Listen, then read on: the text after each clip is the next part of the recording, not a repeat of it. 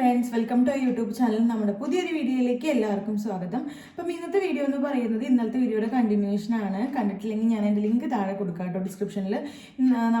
ഞാൻ എങ്ങനെയാണ് സ്വീഡനിൽ എത്തിയത് എന്നുള്ള കാര്യങ്ങളായിരുന്നു പറഞ്ഞിട്ടുണ്ടായിരുന്നു കേട്ടോ. അപ്പം ഞാൻ ഇന്നലത്തെ വീഡിയോയിൽ എനിക്ക് തോന്നുന്നു പോസ്റ്റ് ലാൻഡിംഗ് എന്ന് പറയാൻ പറ്റില്ല, ലാൻഡിംഗ് വരെയുള്ള കാര്യങ്ങൾ മാത്രമാണ് മെൻഷൻ ചെയ്തിട്ടുണ്ടായിരുന്നത്. അപ്പോൾ നമുക്ക് വീഡിയോയിലേക്ക് പോവാം. അപ്പം ഇന്നലെ ഞാൻ പറഞ്ഞിട്ടുണ്ടായിരുന്നു എന്താണെന്ന് വെച്ചിട്ടുണ്ടെങ്കിൽ നമ്മൾ വിസ ഗ്രാൻഡായി നമ്മൾ ചെന്നൈയിൽ പോയിട്ട് നിയറസ്റ്റുള്ള കോൺസുലേറ്റിൽ പോയി നമ്മൾ RP കാർഡ് കളക്ട് ചെയ്തു.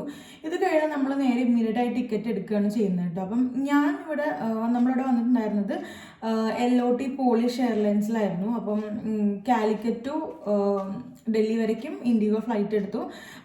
അവിടുന്ന് ഡൽഹിയിൽ നിന്ന് ത്രൂ ഫ്ലൈറ്റ് ആയിരുന്നു. പക്ഷേ എനിക്ക് ഇൻ ബിറ്റ്വീൻ ലേ ഓവർ ഉണ്ടായിരുന്നു. പോളണ്ടിൽ വാസോയിലായിരുന്നു കേട്ടോ ലേ ഓവർ ഉണ്ടായിരുന്നത്. അപ്പോൾ അവിടെ വന്നിട്ട് ഗോതൻബർഗ് ലാൻഡ്വെറ്റർ എയർപോർട്ടിലാണ് വന്നിറങ്ങിയത്.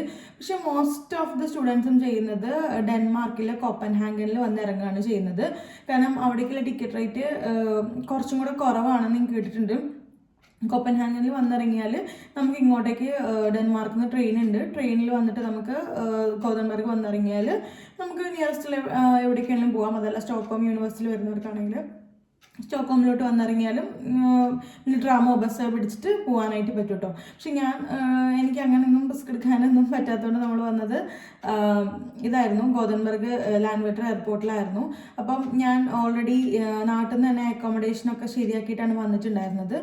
എനിക്ക് അക്കോമഡേഷനൊക്കെ നമുക്ക് ശരിയാക്കി തന്നിട്ടുണ്ടായിരുന്നത് മല്ലൂർ റൂട്ട്സ് എന്ന യൂട്യൂബ് ചാനൽസ് ആയിരുന്നു കേട്ടോ. അപ്പോൾ കുഞ്ഞുമോ എന്ന് പറഞ്ഞൊരു ചേച്ചിയായിരുന്നു. അപ്പം അവരാണ് എനിക്ക് അക്കോമഡേഷൻ റെഡിയാക്കി തന്നത്.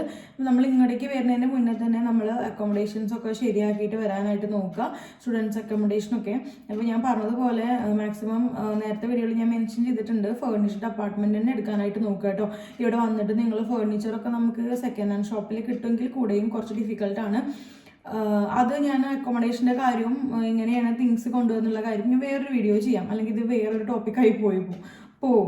അപ്പം നമ്മൾ അക്കോമഡേഷനൊക്കെ റെഡിയാക്കിയിട്ടുണ്ടായിരുന്നു. അപ്പം ഞാൻ ഓൾറെഡി അവിടെ നിന്ന് ഇങ്ങോട്ടേക്കുള്ള എയർപോർട്ടും എൻ്റെ നമ്മളുടെ സ്റ്റുഡൻറ്റ് അപ്പാർട്ട്മെൻറ്റിലേക്കുള്ള ട്രാൻസ്പോർട്ടേഷൻ ഞാൻ റെഡിയാക്കിയിട്ടുണ്ടായിരുന്നു. നാട്ടിൽ നിന്ന് തന്നെ നമ്മുടെ നാട്ടിലുള്ളൊരു ചേട്ടനെ പുള്ളിയുടെ ടാക്സി ഓടുന്നതാണ്. അപ്പം ഞാൻ ടാക്സി ഓടുന്ന സെൻസ് ആൾക്ക് സ്വന്തമായിട്ട് കാറുണ്ട്. അപ്പം ഇങ്ങനത്തെ നമ്മളെ ഫ്രണ്ട്സിനെയൊക്കെ ഇങ്ങനെ ഹെൽപ്പ് ചെയ്യും.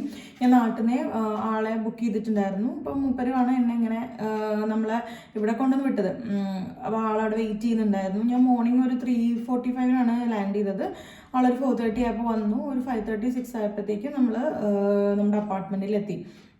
ഓക്കെ, ഇനി നമ്മളിവിടെ വന്നു കഴിഞ്ഞാൽ ആദ്യം ചെയ്യേണ്ട കാര്യം എന്ന് പറയുന്നത്, നമ്മളിപ്പം 2 ഇയർ കോഴ്സ് ആണെങ്കിൽ നമുക്ക് ഇവിടെ കിട്ടുക പിൻ നമ്പറാണ്, പേഴ്സണൽ ഐഡൻറ്റിഫിക്കേഷൻ നമ്പറാണ്. 1 ഇയർ കോഴ്സിന് വരുന്നവർക്ക് കോർഡിനേഷൻ നമ്പറാണ് കിട്ടുക കേട്ടോ.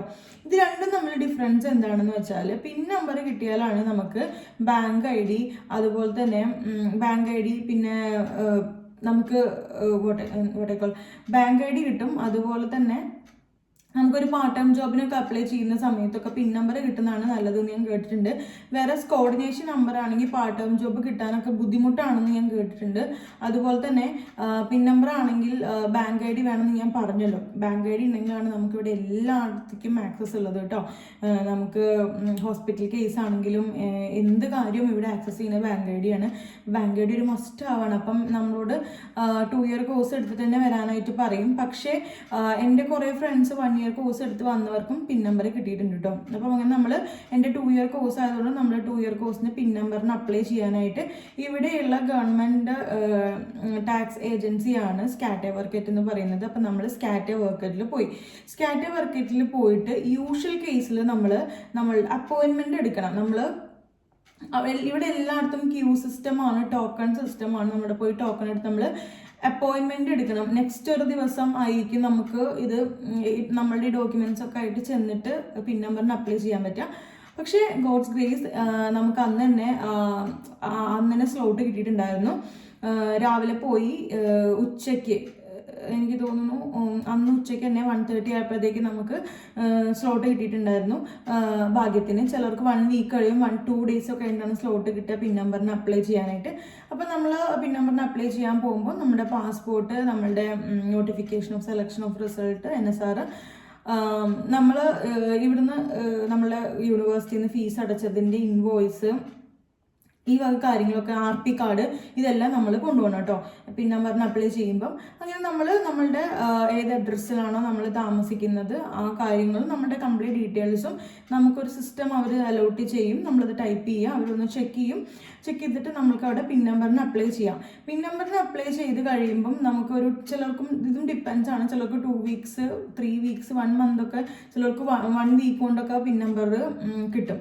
അപ്പം നമുക്കത് ചെക്ക് ചെയ്യാനായിട്ട് പിൻ നമ്പർ നമുക്ക് വന്നോ ഇല്ലെന്ന് അറിയാനായിട്ട് റാറ്റ്സിറ്റ് എന്ന് പറഞ്ഞൊരു സൈറ്റ് ഉണ്ട്. റാറ്റ്സിറ്റ്.se എന്ന് പറഞ്ഞ സൈറ്റ് ഉണ്ട്. അതുപോലെ തന്നെ inero.se എന്ന് പറഞ്ഞൊരു സൈറ്റ് ഉണ്ട്. അപ്പം ഇതിൽ രണ്ടിലും കയറിയിട്ട് നമുക്ക് ഇടയ്ക്കിടയ്ക്ക് നമ്മുടെ പേര് ചെക്ക് ചെയ്ത് നോക്കിയാൽ നമുക്ക് പിൻ നമ്പർ വന്നിട്ടുണ്ടോ എന്ന് അറിയാൻ പറ്റും. നമ്മളെ പോപ്പുലേഷൻ നമ്മൾ രജിസ്റ്റേർഡ് ആയിട്ടുണ്ടോ എന്ന് അറിയാൻ വേണ്ടിയിട്ട് നോക്കാനായിട്ട് പറ്റും കേട്ടോ. അപ്പോൾ നമുക്ക് എനി ടൈം അത് നോക്കാം. അപ്പോൾ അതിൽ നോക്കിക്കഴിഞ്ഞാൽ നമുക്ക് മറ്റൊരാളത് നോക്കാൻ പറ്റും. നമ്മൾ സിമ്പിൾ പേര് മാത്രമേ നമ്മൾ എൻ്റർ ചെയ്ത് കൊടുക്കുന്നത്. അപ്പോൾ നമുക്ക് എല്ലാ ഡീറ്റെയിൽസും കിട്ടും. കാരണം ഇവിടെ എല്ലാം ട്രാൻസ്പെറൻ്റ് ആണ്. അപ്പോൾ നമ്മളങ്ങനെ പിൻ നമ്പർ വന്നു കഴിയുമ്പോൾ നമുക്കൊരു സമാധാനമാണ്. നമുക്ക് പോസ്റ്റലിലായിട്ട് ഒരു ലെറ്റർ വരും, നമ്മളുടെ പിൻ നമ്പർ ഇതാണ്, സോ ആൻഡ് സോ ആണെന്നൊക്കെ പറഞ്ഞിട്ട് നമുക്ക് പോസ്റ്റലിൽ ഒരു ലെറ്റർ വരികയാണ് ചെയ്യുക. അപ്പം അതാണ് പിൻ നമ്പർ എന്ന് പറയുന്നത്. പക്ഷേ നമുക്ക് പോസ്റ്റൽ വരാൻ നമുക്ക് പിൻ നമ്പർ നമുക്ക് ജനറേറ്റ് ആയതിനു ശേഷം പിന്നെയും 2 വീക്സ് എടുക്കും. പക്ഷെ അതല്ലാണ്ട് നമ്മൾ ഡയറക്റ്റ് സ്കാറ്റർ മാർക്കറ്റിൽ പോയി കഴിഞ്ഞാൽ നമ്മുടെ ID ആയിട്ട് പോയി കഴിഞ്ഞാൽ അവർ നമുക്ക് പറഞ്ഞു തരും കേട്ടോ പിൻ നമ്പർ. അപ്പോൾ നമുക്ക് വേറെ എന്ത് കാര്യത്തിന് വേണമെങ്കിലും യൂസ് ചെയ്യാം. പോസ്റ്റലായിട്ട് വരാൻ ഇച്ചിരി കൂടെ സമയമെടുക്കും.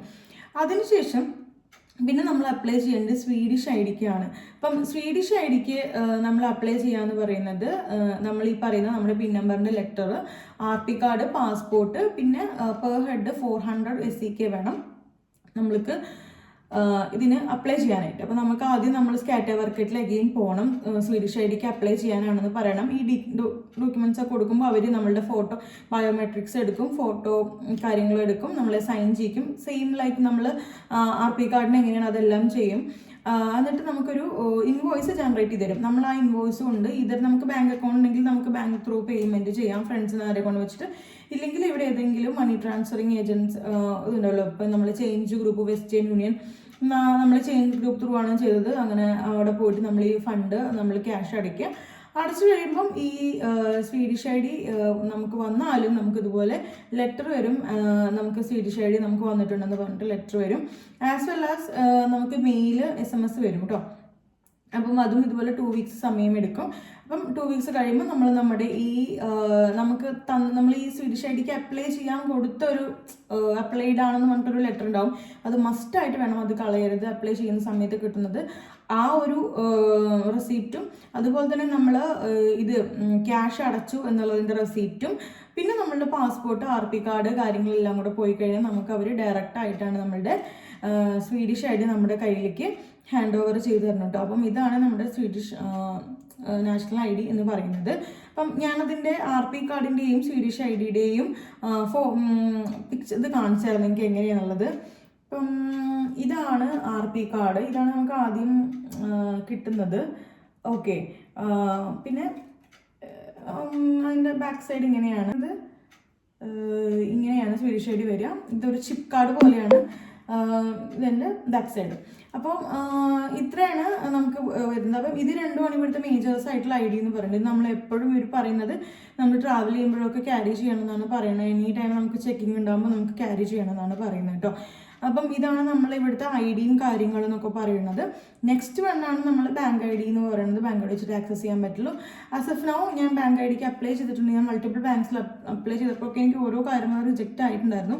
അപ്പം ഞാൻ ഇപ്പം വേറൊരു ബാങ്കിലേക്ക് അപ്ലൈ ചെയ്തിട്ടുണ്ട്. ഞാൻ അതിൻ്റെ റിസൾട്ട് വെയിറ്റിംഗ് ആണ്. അപ്പം ഞാൻ അതും കൂടെ കിട്ടിക്കഴിഞ്ഞിട്ട് ബാങ്ക് ID എങ്ങനെ ആക്ടിവേറ്റ് ചെയ്യാം, എന്താണ് ബാങ്ക് ID എന്നുള്ള കാര്യങ്ങൾ ഞാൻ മറ്റൊരു വീഡിയോയിൽ ചെയ്യാം കേട്ടോ. അപ്പം ഇത്രയാണ് നമ്മൾ വന്നിട്ടുള്ള നമ്മുടെ ഡോക്യുമെൻറ്റേഷൻസ് പരിപാടികൾ എന്ന് പറയുന്നത് ഇത്രയാണ്. അപ്പം എല്ലാവർക്കും നമ്മൾ വീഡിയോ ഇഷ്ടപ്പെട്ടെന്ന് വിചാരിക്കുന്നു. ഇഷ്ടപ്പെട്ടെങ്കിൽ എപ്പോഴത്തെയും പോലെ ലൈക്ക് ചെയ്യുക, ഷെയർ ചെയ്യുക, സബ്സ്ക്രൈബ് ചെയ്യുക, മാക്സിമം സപ്പോർട്ട് ചെയ്യുക. അപ്പം നമുക്ക് മറ്റൊരു വീഡിയോയിൽ കാണാം. അതുവരേക്കും ബൈ.